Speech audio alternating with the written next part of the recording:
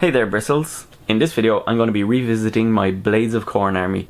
Just to quickly interrupt myself because I dwell on things and feel guilt for a long time, I just wanted to address something.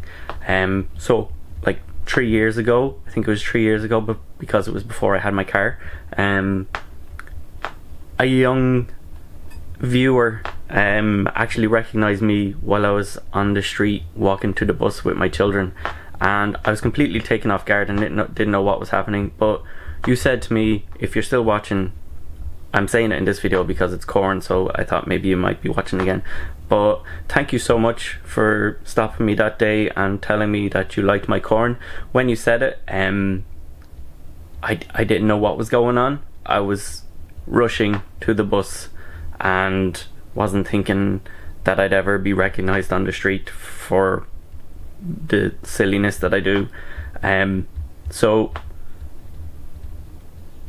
just in case you felt weird because my reaction was like thank you, and I didn't know what was going on, I just want to say I appreciate you telling me that. Thank you very much. That was very validating, and I am sorry that I was caught off guard and didn't know how to react and actually didn't understand what was being said to me. It was only after the fact, when I sat down on the bus, that I realized what had been said to me, and then it was in relation to Warhammer. So again, thank you, and I apologize. Yeah, it's a long time gone. The kid probably doesn't remember.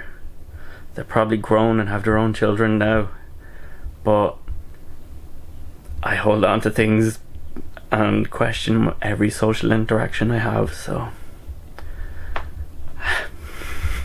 this is a video that I was actually planning on making a couple of months ago, but then Games Workshop teased that the new Blades of Khorne book would be coming soon. Didn't come as soon as I expected. Not a complaint, just a statement. So I abandoned the video temporarily because I thought they might update some of the kits, some of the units, or they might have been discontinued, which would not be strange for them to do, to relegate them to Legends. So I wasn't sure if the video was worth making. The reason is, this video I'm going to be showing you how I updated my Skull Crushers for my Blades of Khorne army, because I love the Skull Crushers. I think they're a fantastic kit. They've held up well over the years. I believe they came out for the first time with the end times for Warhammer Fantasy Battle, and as such they are very fitting Chaos Warriors knights on juggernauts, and they fit that fantasy aesthetic. However, side by side with the Blood Warriors of the Age of Sigmar Khorne, there's a little bit of a disconnect. Now, I still think they're fantastic models. If I was to add some to a Chaos army for the old world, I wouldn't change a thing about them. They're perfect. I love them.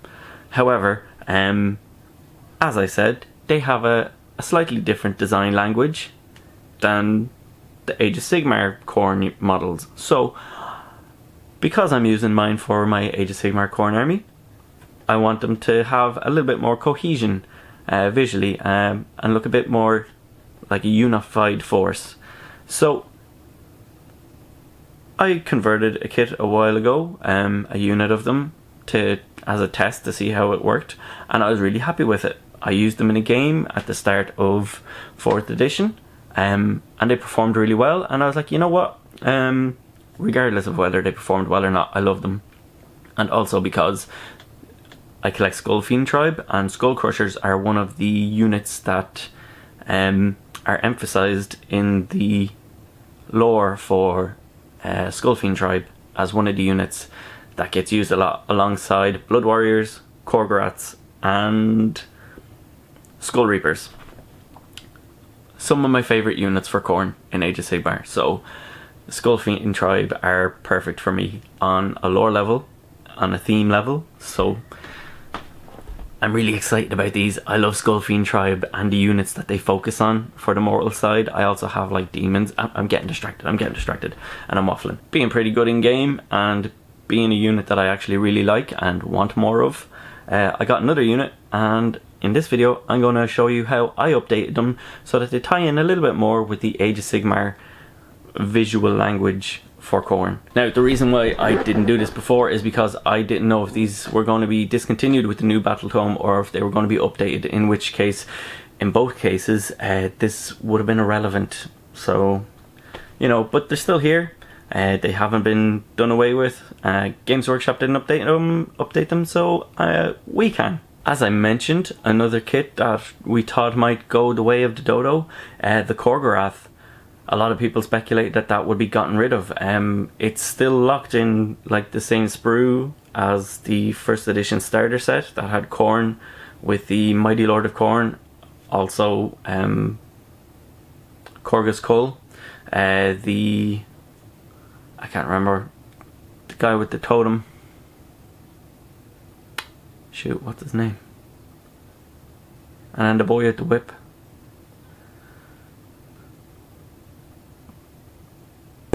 I can't remember their names. Lashmaster and Totem Tom. I don't know. Anyway, Khorne is still locked in with them. So in the future, because Khorne are popular with the skullfiend tribe, they've never done well in game. So far as I know, I've not had much luck with them. But I don't really care because I think it's a cool unit and skullfiend tribe use them. So I've gotten another one from somebody from my local hobby group, and I might convert that in a future video to show you how you might get two monopose units that look a little bit different so that they don't look identical. So anyway, this is going to be not a particularly big video. It's not a big job. It's not a super fancy or complex conversion. It should be easy for anybody else to follow along. I will be using a hobby knife and some super glue and a hobby drill. So if you're a younger person, like, you know, a Wayne or a wee Bristle, maybe ask a parent for help. Definitely ask a parent for help, not maybe, because, you know, you shouldn't be messing around with sharp objects. With that out of the way, I'm gonna switch the camera and everything around and show you how we do it.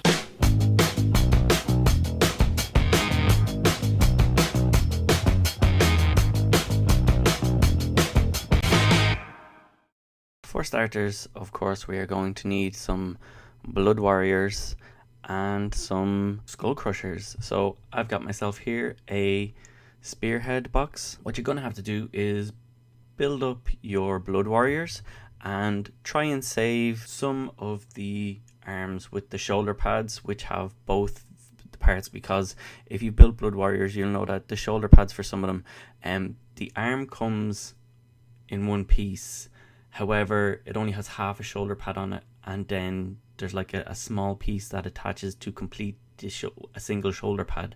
But there aren't enough spare little pieces left to add on to different arms that might be left over. So try and use some if your intention is to use as many of the shoulder pads to make them look like blood warriors on skull crushers. Try and use some of the bare arms with no shoulder pads on your blood warriors.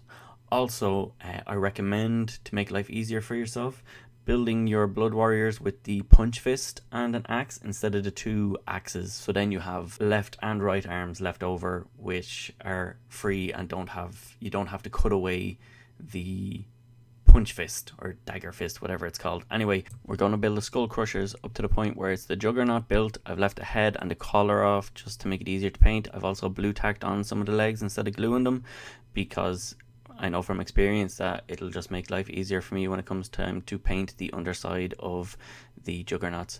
But yeah, so build the juggernaut, leave the head and collar off, and build the body of the Chaos Knight. And now we're going to have a look at some arms. Beep, boop, boop, boop, beep, boop, boop, boop, boop. Did you like my super fancy sound effects there? Paid top dollar for them. And I also selected out some heads. I'm just going to have a look through my Fantasy Chaos bits box here to see if I could find some other bits. On the first unit of these I made, I ran out of arms and had to chop an arm off a leftover torso from Skull Reapers and Wrathmongers and pare down the shoulder. Anyway, here it is here, and I also had to use some spare Wrathmonger shoulder pads because I had ran out and I wanted to bulk them up a little bit. So I've learned from that mistake. Also, I didn't quite have the exact arms that I wanted, and fortunately I had some of these push fit Khorne guys left over from when I did get given that second Korgorath. They also gave me these because they weren't using them, so I cut off one of those guys' arms. He was a spare guy, and I'm going to use that. Now, of course, if you're better at thinking ahead than me, you'll probably have enough arms left, or if you have like 2 boxes of blood warriors and 1 box of blood crushers, you'll have more than enough arms without having to resort to cutting arms off of bits of other things. And this is how they're looking. Roughing them up now, doing a rough up with blue tack, and yes, they all have arms, they all have heads. I did make a mistake with this set in that for the musician, the hornblower, I forgot to use the head that has the mouth area of the helmet removed, and you can still see the Blood Warrior's mouth so that he can blow the horn. I forgot to do that when I was saving the heads for this particular unit, but it doesn't really matter. Anyway, just going to cut off all the axes out of these hands and clean them up then with a hobby knife once we've cut them out. Let's make sure, yep, clean them up with the hobby knife. Be careful, as I said before, if you're a little bristle, ask an adult for help. Then we've got the hobby drill, again, adults, and I'm going to drill directly down through the hand and try and keep it straight. I am checking every now and then. I'm not drilling the whole way, reckless abandon. I'm drilling a little bit and checking, drilling a little bit and checking, and going to try and get it going through where there's already the handle of the axe and only through there. And now I'm going to take the actual hands with the spears from the Blood Crusher set, and I'm going to carefully cut them off as neat as possible because I don't want to waste any of the material. So as close to the hand as possible. That's of course if you are using the is it lances, spears, because they could also use axes. They're on their war scroll now. It's literally just called ensorcelled weapons, I believe, and it can be either or the spears. I just happen to really like the spears, but I do also think the axes look cool, so you could actually just have finished up before with the axe and you would have been grand. So I'm just marking the center of these poles before I with the tip of my hobby knife before I start drilling, because I want to try and get them as centered as possible. And you'll notice, I'll slow it down here, I drill in and then I put my nail right up to the edge of where the piece is to see how far I've gone in, to make sure that I've gone far enough in so that there's something to actually hold on to, but not too far. And I've stripped some rubber or whatever is on the outside of this paper clip, stripped it off and put some super glue on it and put one end on. I'm checking to see how much space I need to accommodate the hand and the other end that's going to attach the other part of the spear.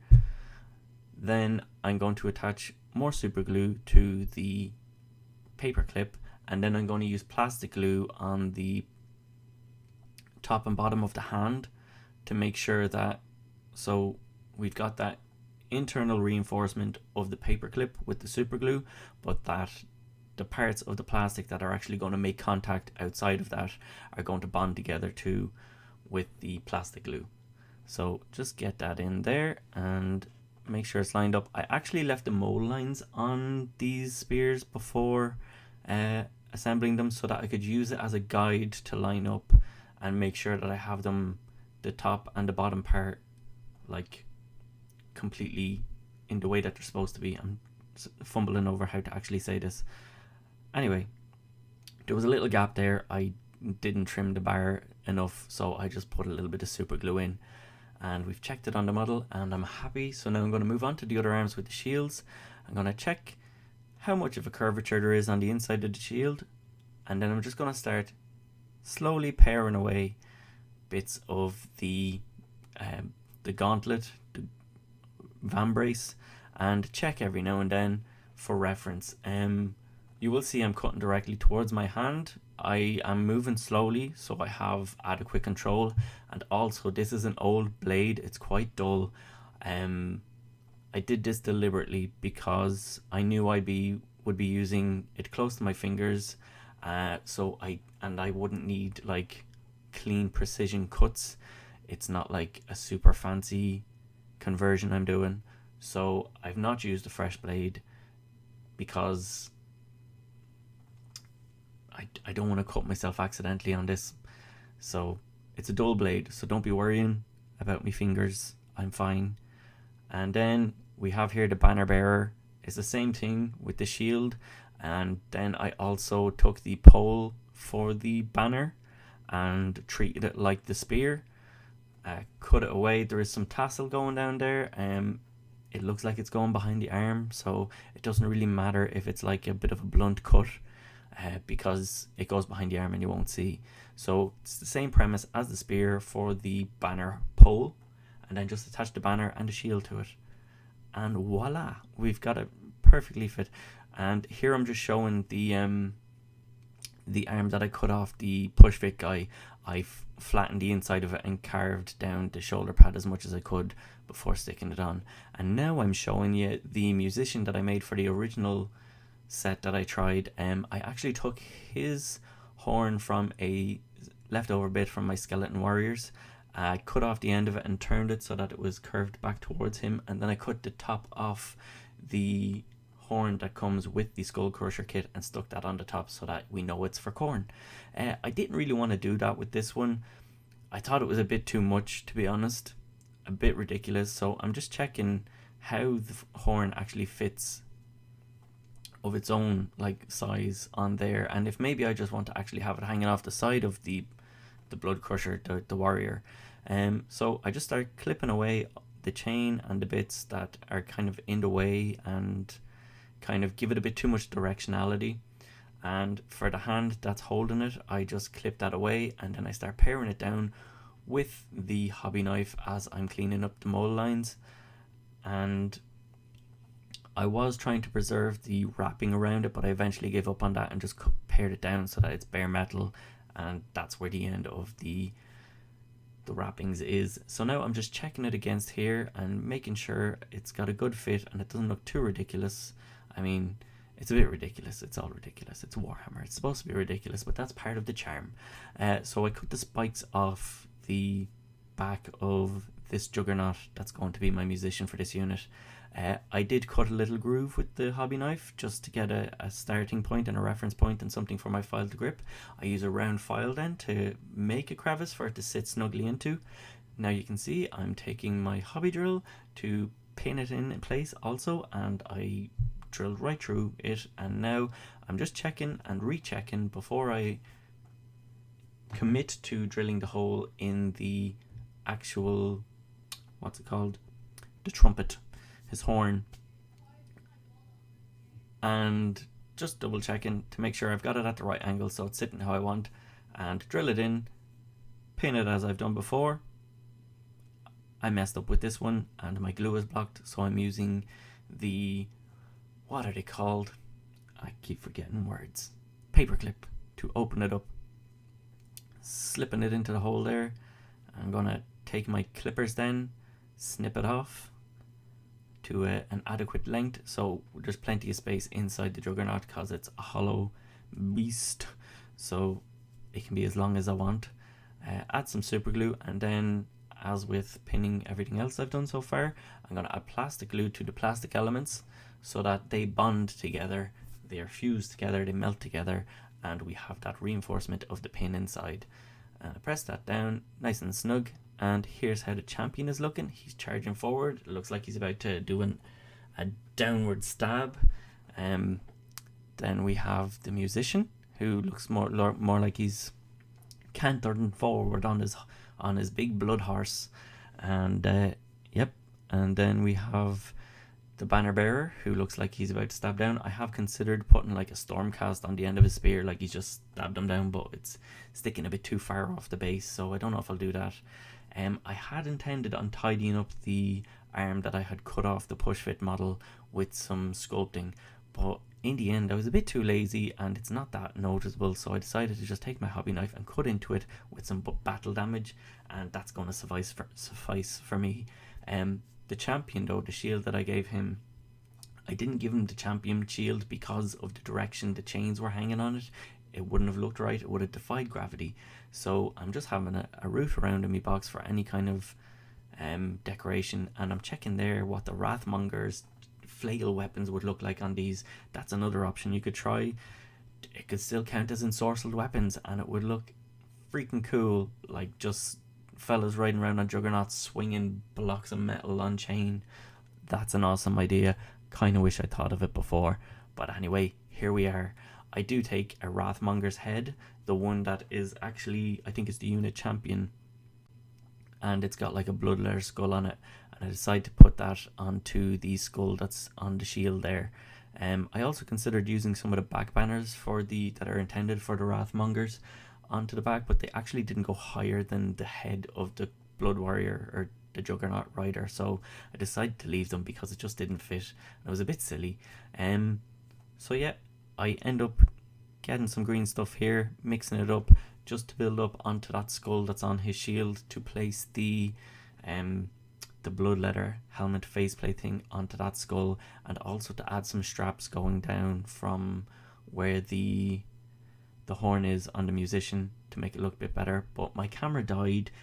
I didn't get too worried about it because it's not some major sculpting. You're not going to learn anything from it, and it was just added extras that are kind of unnecessary. So here I'm just showing what they look like. I'm just going to say now, subscribe, like and comment if you enjoyed the video and you like what I'm doing here. I haven't painted them for this video, but you can check out my how to paint Blood Warriors video for that. And if I'm painting these and I notice something that might be useful, I'll make a video of that. Anyway, I hope you enjoyed the video. I hope this is of value to you. Blood for the Blood God. Look after yourselves and be good to each other. And that's it from me for this video. Whoops, I'm knocking things over. And hopefully you'll see me again real soon. Goodbye.